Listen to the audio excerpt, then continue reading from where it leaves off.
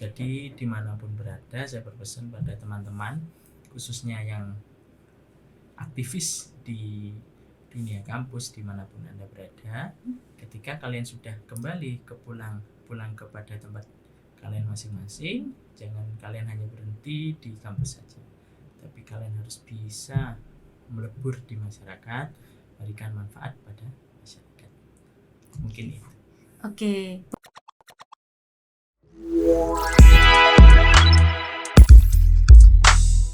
Assalamualaikum warahmatullahi wabarakatuh. Selamat datang di Ngobrol Asik Santri Cendekia, Santri menginspirasi. Oke, alhamdulillah hari ini kita dipertemukan kembali nih di Ngobrol Asik.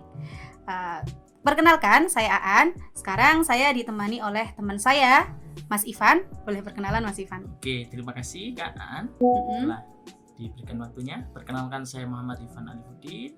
Saya aslinya dari Desa Selorjo, Kecamatan Dau, Kabupaten Malang. Kalau yang tahu biasanya adalah daerah Bedengan atau wisata Petik Jeruk. Ya, mungkin teman-teman banyak yang sudah tahu ya. Tapi sekarang saya tinggalnya berada di Singosari. Oke, mungkin teman-temannya ini bertanya nih, kenapa sekarang mengundangnya Mas Ivan nih? Kalau kemarin kan kita mengundangnya Nuna Lila, kita membahas tentang pengabdian. Tapi Nuna fokusnya pengabdiannya di lembaga formal atau di lembaga pendidikan seperti di panti asuhan, kemudian ma'had. Nah, ini nih ada yang masih tentang pengabdian, tapi di masyarakat. Mas Ivan ini yang cocok dijadikan untuk narasumbernya gitu, Mas Ivan. Mungkin nanti Mas Ivan bisa berbagi cerita ke teman-teman tentang kehidupan Mas Ivan, pengabdian Mas Ivan di masyarakat. Mas Ivan sekarang kesibukannya apa? Kesibukan saya selain mengurus rumah tangga bersama keluarga kecil saya, terus bekerja, saya juga aktif di beberapa organisasi. Oke. Jadi kesibukan saya sehari-hari itu. Oke, aktif di beberapa organisasi ya. Istri berapa? Istri 1, anak 1. Masih 1 atau memang 1? Istrinya? Istrinya 1. 1 teman-teman, sudah punya istri ya teman-teman ya. Anaknya 1, istrinya 1. Oke. Nah, selanjutnya mungkin ini Mas Ivan. Apa namanya? Tadi Mas Ivan sempat menyebutkan ya mengikuti beberapa organisasi. Apakah itu organisasi sendiri atau lembaga mungkin yang terjun di masyarakat atau bagaimana? Oke. Jadi saya sendiri itu mengenal sebuah organisasi itu mulai waktu masuk kuliah, masih maba. Kan karena dulu saya waktu zaman masih SMK, dulu saya di pondok, jadi saya nggak bisa ikut organisasi karena kegiatan pondok sudah full. Jadi saya mengenal organisasi itu mulai maba. Saya ikut organisasi di IPNU, di IPNU Wisma, terus di IPNU di kabupaten, di IPNU di kota juga, sama di PAJ Indau. Mungkin itu. Jadi mengawal awal saya organisasi. Terus sekarang ini saya aktif khususnya di organisasi NU. Saya sebagai wakil sekretaris MBK Indau. Terus ini juga ada beberapa organisasi lain, ada seperti Santri Cendekia. Jadi kami dulu para teman-teman yang sudah tidak ikut organisasi di NU, kita ingin membuat sebuah terobosan baru, yaitu di Santri Cendekia tersebut. Oke, mantap sekali. Kalau melihat mendengar dari Mas Ivan tadi, dari PAC IPNU PPNU, kemudian MWCNU, kemudian ada Santri Cendekia, tentu saja sibuk banget ya kalau dilihat-lihat ya Mas Ivan ini ya.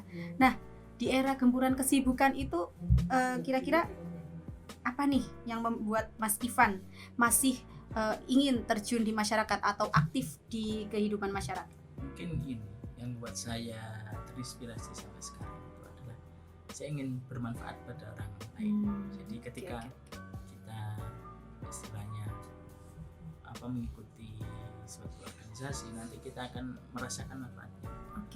Manfaatnya itu nggak akan kita terima sekarang, mungkin nanti ketika kita sudah berada di masyarakat, berada di keluarga, ataupun nanti manfaatnya bisa kita terima mungkin kepada anak cucu kita.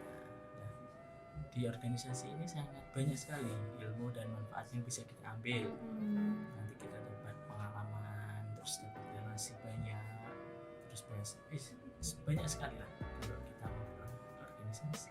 Oke, berarti manfaatnya ikut berorganisasi ini banyak sekali ya. Iya. Salah satunya menambah relasi, menjadi ladang belajar khususnya untuk Betul. teman-teman pemuda, Iya, karena betul nanti sekali. pemuda yang terjun di masyarakat, Iya. yang menjadi masyarakat itu sendiri. Oke. Nah, berarti bagaimana nih cara membagi waktunya Mas Ivan antara keluarga, kemudian organisasi, dan katanya tadi juga masih harus bekerja juga. Itu kan Iya. pasti susah ya membagi waktunya, harus Iya, iya. harus di keluarga di rumah Iya, dan lain betul sekali. sebagainya. Bagaimana Mas Ivan Ya cara itu membagi terkadang waktunya? itu kita sulit juga mau Mm, mm, katakan mm. membagi waktu itu, mau dikatakan terbagi atau tidaknya kadang sulit juga kita Mm, sebagai mm. yang mengalami, apalagi ketika orang organisasi itu kadang nggak mengenal hari Minggu, bahkan Oke. hari libur itu nggak mengenal. Oh iya, Jadi betul. mungkin selain untuk membagi waktu dengan keluarga, mungkin kita meluangkan satu hari lah khusus di mana kita untuk bisa seharian di rumah dengan anak, istri ataupun orang tua dan sebagainya. Jadi itu terkait memang kita organisasi itu terkadang beda dengan teman-teman yang lainnya organisasi. Kita waktu itu sudah habis, Mm-mm. tapi dengan itu asik sekali tapi kita bisa menjalannya dengan baik.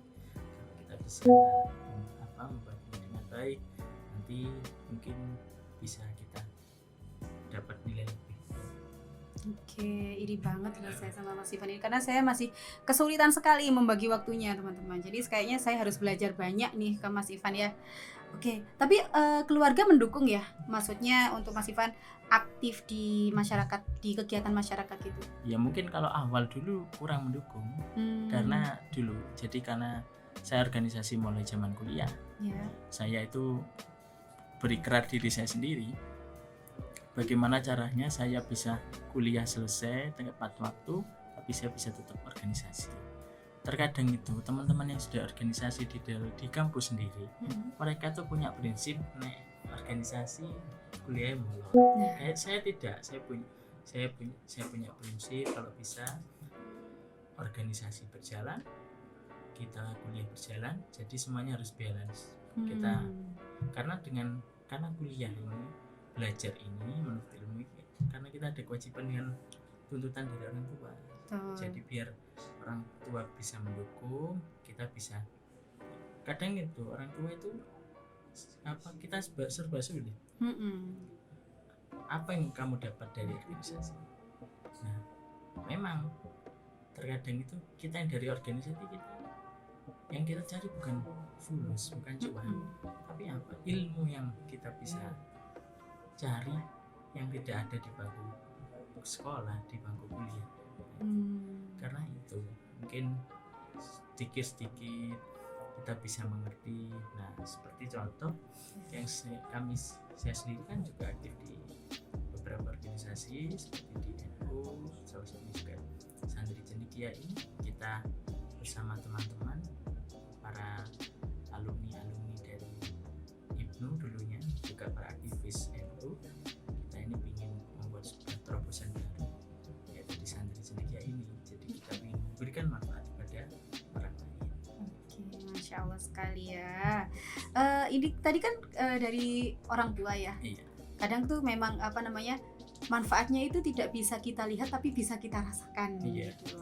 Oke, tapi kalau sama istri sekarang masih didukung? Ya, alhamdulillah masih mendukung sekali. Ya mendukung. Mungkin kita selalu bisa curhat. membagi waktu. Nah, kita curhat dengan istri. Kebetulan di rumah sendiri kita juga punya lembaga. Jadi mertua itu punya lembaga. Kadang istri saya sendiri juga kegiatannya adalah mengajar di sekolah dan di kampus di Malang. Jadi saya terkadang sharing dengan istri untuk problem-problem yang ada di organisasi. Oke, berarti artinya saling support ya, karena ternyata satu keluarga ini ternyata aktivis semua, punya kegiatan masing-masing gitu ya. Oke, sangat menginspirasi sekali di Mas Ivan ini ya. Oke, Mas Ivan, nih terakhir nih, ada nggak sih kesan pesan untuk teman-teman kita khususnya pemuda yang kurang aktif terjun di masyarakat gitu? Jadi kalau saya berpesan pada teman-teman, selagi kalian semua masih ada kesempatan, carilah kesempatan tersebut. dengan mengikuti organisasi, kalian semua bisa memilih, karena kalian yang nanti yang bisa memilah-milah sendiri bagaimana manfaatnya. Kalau manfaat itu akan tidak akan kita bisa rasakan langsung, mungkin agak nanti ketika kita sudah berada di masyarakat, ketika di keluarga, dan manfaat tersebut nggak akan, terkadang juga tidak langsung kepada kita, mungkin bisa ke anak cucu kita. Jadi dimanapun berada, saya berpesan pada teman-teman, khususnya yang aktivis di dunia kampus dimanapun Anda berada, ketika kalian sudah kembali pulang kepada tempat kalian masing-masing, jangan kalian hanya berhenti di kampus saja, tapi kalian harus bisa melebur di masyarakat, memberikan manfaat kepada masyarakat. Mungkin itu. Oke, boleh tanya satu lagi terakhir. Kira-kira sampai kapan nanti Mas Ivan akan aktif atau mengabdi di masyarakat? Ya mungkin kalau kita katakan sampai kapan, nggak tahu ya, karena selagi masih diberikan kekuatan kesehatan, kita harus bisa memberikan manfaat pada masyarakat. Ya mungkin sampai ajal menjemput. Masya Allah sekali. Boleh tepuk tangan dong teman-teman. Oke, tepuk tangan untuk Mas Ivan ya. Terima kasih Mas Ivan udah sharing banyak. Mungkin next time kita bisa ngobrol-ngobrol lagi tentang Terima kasih. topik-topik yang menarik.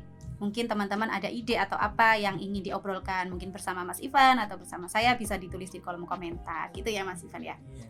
Oke, terima kasih sekali lagi loh Mas Ivan ya. Teman-teman juga terima kasih sudah mengikuti podcast Ngobrol Asik dari awal sampai akhir. Kami berdua mohon maaf jika ada salah. Terima kasih ya, kita tutup ya Mas Ivan ya. Baik, terima kasih. Assalamualaikum warahmatullahi wabarakatuh. Santri cendekia, santri menginspirasi.